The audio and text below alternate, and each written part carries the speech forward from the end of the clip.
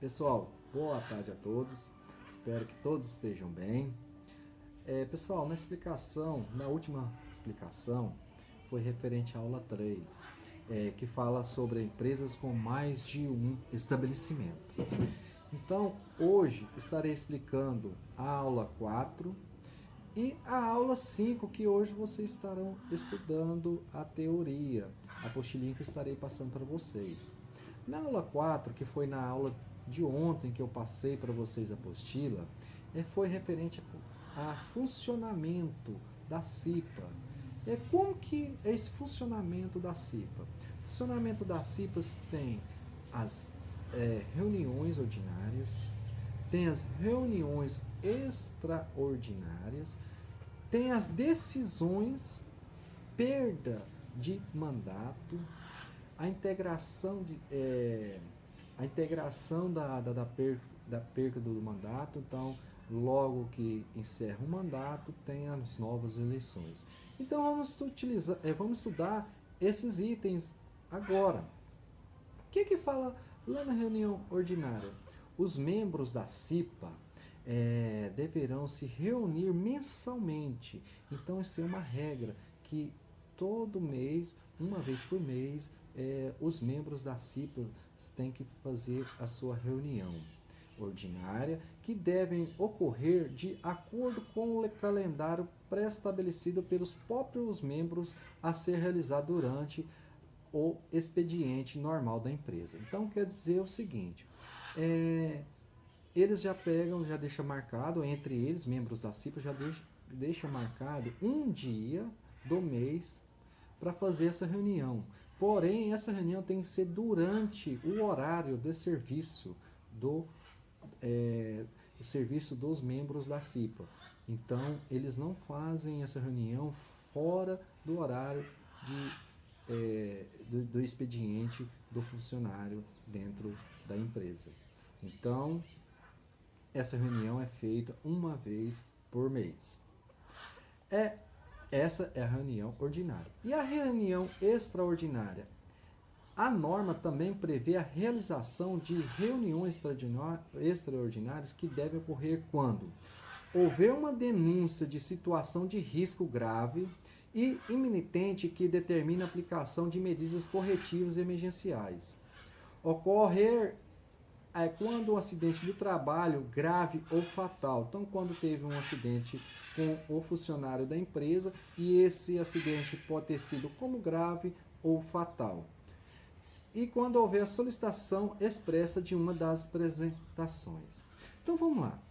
Na explicação passada, eu informei para vocês que nenhum membro da CIPA ele tem autoridade de modificar a forma, o equipamento para adaptar com a segurança. Sim, vamos lá. Deixa eu explicar melhor. Vamos supor que lá na empresa tem um equipamento, né, um equipamento que o funcionário trabalha e o membro da CIPA verificou que aquele equipamento, a qualquer momento, ele pode machucar o colaborador. Tem como fazer algumas medidas para estar melhorando, para não chegar a ocorrer esse acidente com o colaborador.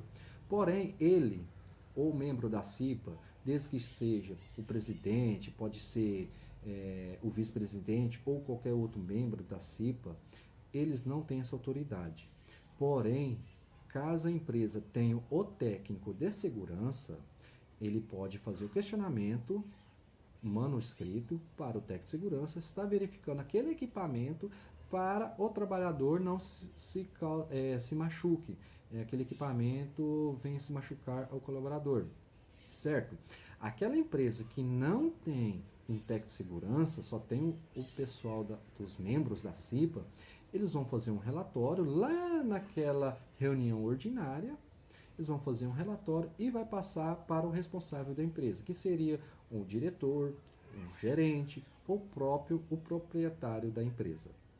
Então, nessas reuniões ordinárias, essas reuniões extraordinárias, eles podem fazer a qualquer momento. A qualquer momento, porque se teve um acidente com o trabalhador lá naquele equipamento, às vezes eles já fizeram os manuscritos, informando para o técnico de segurança ou para o proprietário da empresa, o responsável da empresa, e não adiantou. Eles não fizeram nada para melhorar aquelas condições de trabalho do funcionário. Então, esse funcionário chegou a se machucar com o equipamento. Ali, eles já automaticamente eles vão marcar um dia, uma data, um horário, né? E vai estar fazendo essa reunião extraordinária para estar verificando o que ocorreu, para verificar se realmente foi comunicado, né? Caso os membros da CIPA comunicou ao técnico de segurança do trabalho, ou se não ao responsável da empresa e não fez as melhorias. Então, isso tudo tem que estar manuscrito informando.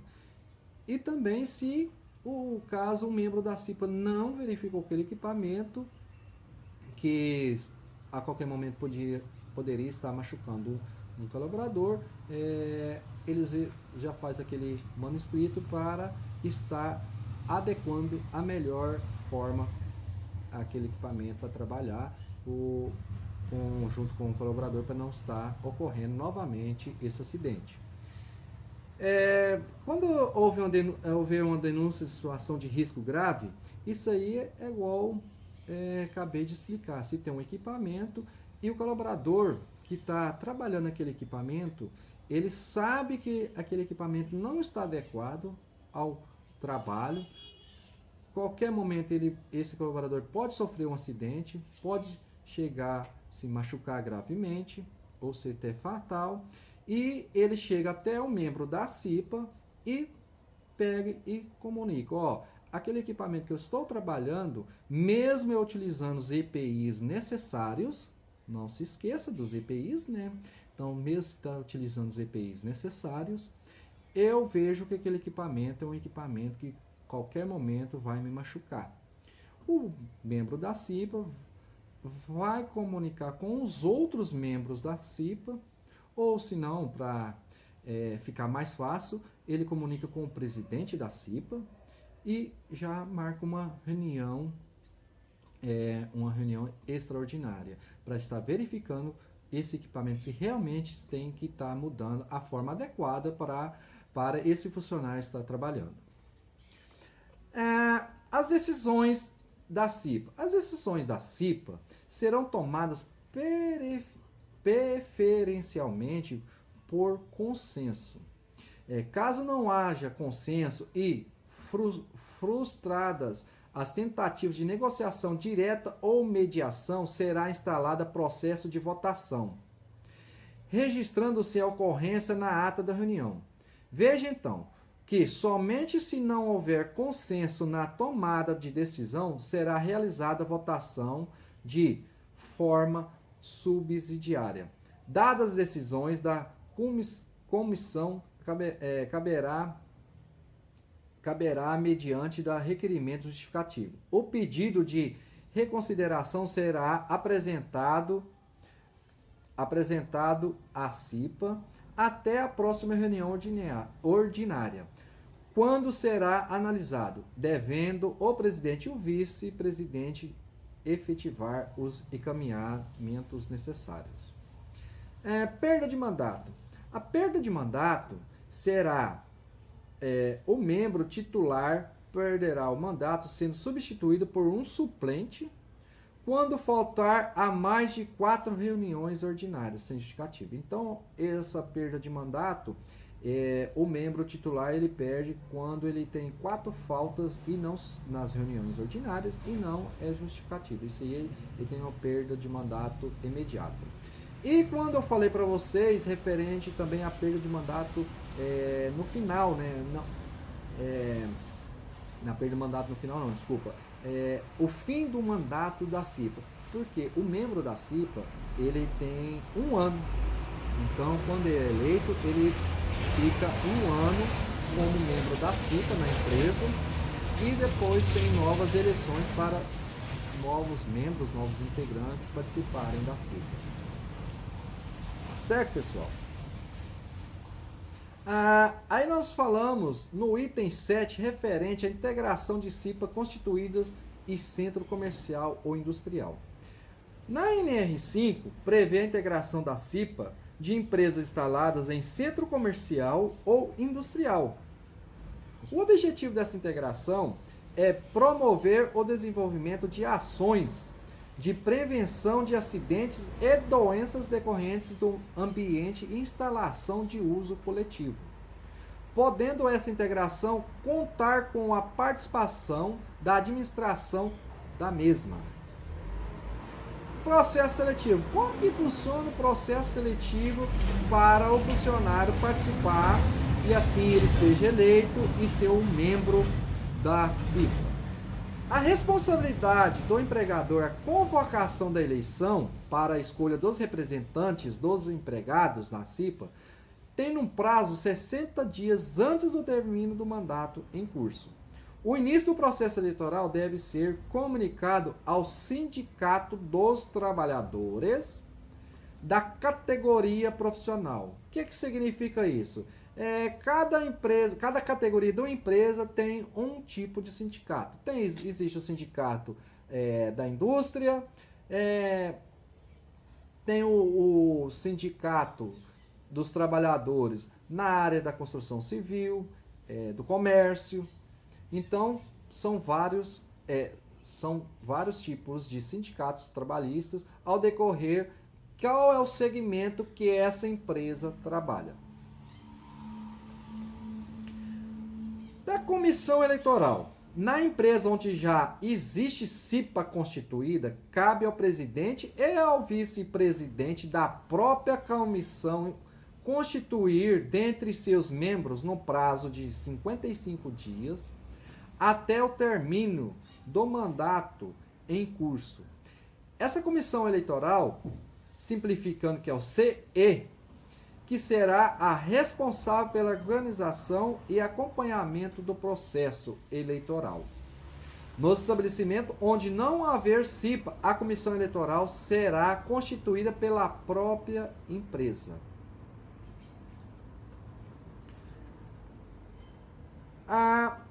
Quais são os procedimentos? Os processos eleitoral observará as condições estabelecidas pelo item, lá no item da NR5, no artigo 5.40. O que fala no artigo 5.40? Todos os empregados do estabelecimento têm a liberdade de se inscrever com fornecimento de comprovante, independente de setores ou locais de trabalho. Todos os empregados inscritos têm a garantia de emprego até a eleição. Então, um exemplo, se o funcionário se candidatou para fazer parte da eleição do membro do CIPA, ele não pode ser mandado embora ao decorrer daquela eleição. A empresa não pode mandar embora ele até o término da eleição da CIPA. A eleição deve ocorrer em dia normal do trabalho, respeitando os horários de turno e horários que possibilitam a participação da maioria dos empregados. O voto ele é secreto. A apuração dos votos também deve ser realizada no horário normal de trabalho, com acompanhamento de representante do empregador, dos empregados, e dos empregados, e em número a ser definido pela comissão eleitoral. Caso a participação dos empregados na votação seja inferior a 50%, não haverá apuração dos votos. E a comissão eleitoral deverá organizar outra votação, que ocorrerá no prazo máximo de 10 dias. Então, pessoal, caso a participação dos empregados na votação seja inferior a 50%, terá que ter novas eleições, certo? Pessoal, agora nós vamos falar sobre a transferência de membro da CIPA. O que fala na transferência de membro da CIPA? É proibido transferir de membro da CIPA para outro estabelecimento sem a sua anuência. Ressalva-se disposto no artigo 1, desculpa, no artigo 1º e 2º, pessoal, vamos lá de novo. É proibido a transferência do membro da CIPA para outro estabelecimento sem a sua anuência, ressalvo a disposto nos parágrafos 1º e 2º, conforme o artigo 469 da CLT, apresentados a seguir. No artigo 469 da CLT fala o seguinte: ao empregador é vedado transferir o empregado sem a sua anuência para localidade diversa da que ressaltar do contrato, não se considerando transferência a que não acarretar a necessidade, acarretar necessariamente a mudança do seu domínio. No parágrafo 1 do artigo 469, fala o seguinte: não está compreendidos na proibição deste artigo os empregados que exerçam cargos de confiança e aqueles cujos contratos tenham como condições implícita ou explícita a transferência quando desta decorra de real necessidade de serviço. Já no parágrafo 2, conforme o artigo 469 da CLT, fala o seguinte: é lícita a transferência quando ocorrer extinção do estabelecimento em que trabalhar o empregador. Então, somente nos seguintes casos poderão ocorrer transferências do membro da CIPA, sem a sua anuência, para a qualidade diversa da qual resultar do contrato. O empregado membro da CIPA exerce cargo de confiança. O contrato de empregado membro da CIPA tem como condição implícita ou explícita a transferência. Nos casos de real necessidade de serviço, nos casos de extinção do estabelecimento no qual o empregado trabalhe, na verdade, a extinção do estabelecimento, encerramento das atividades. É uma das execuções de extinção da própria CIPA, conforme dispõe o item 5.15 da NR5. Os membros titulares e suplentes. Os candidatos mais votados assumirão a condição dos membros titulares e suplente. E caso de empate, assumirá aquele que tiver maior tempo de serviço no estabelecimento. Então, dois candidatos ficou empatados com a mesma quantidade de votos. Como que vai ser a forma de desempate? É aquele funcionário que tiver mais tempo de serviço dentro da empresa. Certo, pessoal?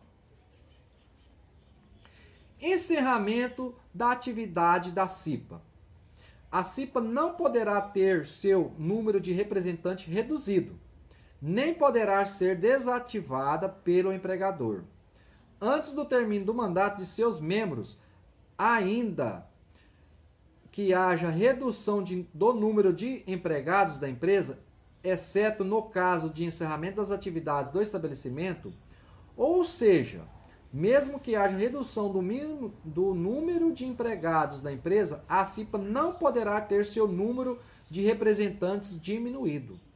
Vai manter a mesma quantidade de membros da CIPA. Deverá ser aguardado o término do mandato vigente para convocações das eleições da gestão seguinte e adequação da composição dos membros dos novos quadros de empregados. Então vamos supor, em 2020, uma empresa tinha 100 funcionários, 100 colaboradores. A quantidade de funcionários que vai informar a quantidade que tem os membros da CIPA. Porém, a empresa passou por um processo de dificuldade de de produção, venda de produtos, ficou fora do mercado, algumas vendas de produto, ou a própria empresa está passando por um processo difícil de valores, né? A empresa está, como se diz, devendo muito, então ele começa a mandar um pouco de funcionários embora, ou mesmo caso que a empresa perdeu um pouco no mercado, um espaço, né, de mercado, e não está conseguindo vender seus produtos. Com isso, ele mandou 50% dos seus funcionários embora. Então, para a empresa que tinha 100 funcionários, ficaram com 50. Uma empresa que tinha 100 funcionários, reduziu 4 para 50%, ficou com 50 funcionários. Com isso, na modo de ver, participantes da CIPA, os membros da CIPA, tinham que reduzir também 50%. Porém, a empresa não pode fazer isso. Só poderá fazer as modificações adequadas, a quantidade de membros adequada, conforme o quadro atual de funcionários, só na próxima eleição, na eleição de 2021. Então, né, a empresa vai passar aqui 2020 todinho com a mesma quantidade de membros da CIPA. Treinamento. Como que funciona o treinamento para os membros da CIPA? Ao contrário dos membros do SESMET, não existe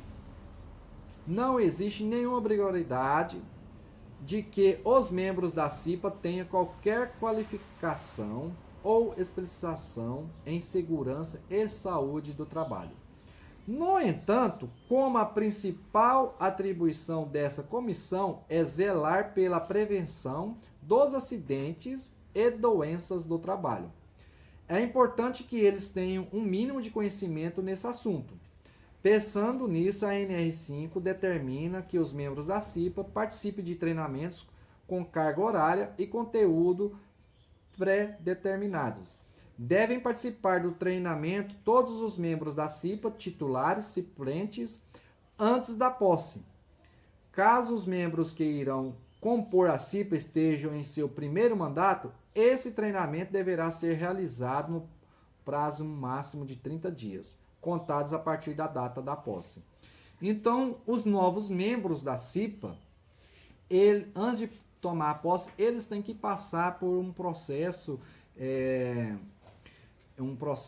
de treinamento, treinamento de corpo bombeiro, treinamento de primeiros socorros, treinamento de mapa de risco. Então, eles vão ter esse treinamento. O que acontece também, pessoal? Membros da CIPA, eles fazem também os primeiros socorros. Vamos supor, um funcionário lá se machucou, cortou um dedo, né? Até chegar a ambulância para levar o funcionário ao hospital, os membros da CIPA podem estar fazendo os primeiros socorros, os primeiros procedimentos. Pode estar fazendo os primeiros procedimentos, que é o quê? Limpar o machucado, passar um curativo e até chegar a ambulância e está levando esse funcionário levar ao hospital. Certo, pessoal? Carga horária. O treinamento para os membros da CIPA deve ter... desculpa, pessoal, vamos lá. Carga horária. O treinamento para os membros da CIPA deve ter carga horária de 20 horas, distribuídas em, no máximo, 8 horas diárias, devendo ser realizado durante o expediente normal da empresa. O treinamento poderá ser ministrado pelo SESMET da empresa, entidade patronal, entidade de trabalhadores ou por profissionais que possuem conhecimento sobre o tema distribuído, o tema ministrado. Logo abaixo, pessoal, vocês vão tá vendo aí um gráfico, um quadro, desculpa, como funciona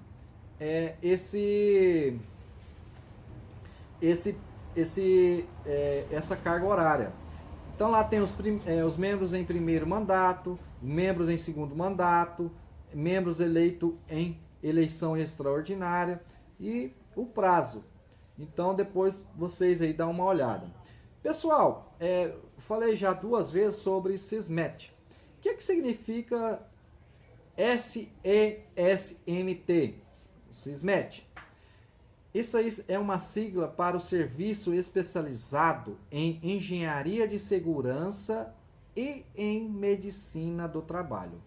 Então, a sigla para a sigla para SESMT é o Serviço Especializado em Engenharia de Segurança e em Medicina do Trabalho. Tá, pessoal? Mapa de risco. O mapa de risco vimos anteriormente que uma das atribuições da CIPA é a elaboração do mapa de risco, o qual se trata de uma representação gráfica que identifica para cada ambiente de trabalho existente na empresa os agentes físicos, químicos e biológicos, bem como as situações que representam o risco de acidentes e ergonômicos com potencial de causar danos à saúde e integridade física dos trabalhadores. O mapeamento de risco surgiu na Itália no final da década de 60 e no início da década de 70, por meio do movimento sindical, com origem na Federação de Lavoratori Metal Mecanici, que na época desenvolveu um modelo de atuação na investigação e controle das condições de trabalho pelos trabalhadores, o conhecido modelo operário italiano. Na próxima aula, na aula de amanhã, na apostila eu estarei colocando alguns exemplos de mapa de risco para vocês, tá? Então, pessoal, essa aí foi a explicação da aula passada com a aula de hoje, que vocês vão estar estudando no horário de aula. E qualquer dúvida, estou à disposição. Eu quero que todos tenham uma boa aula e até amanhã. Tá ok, pessoal?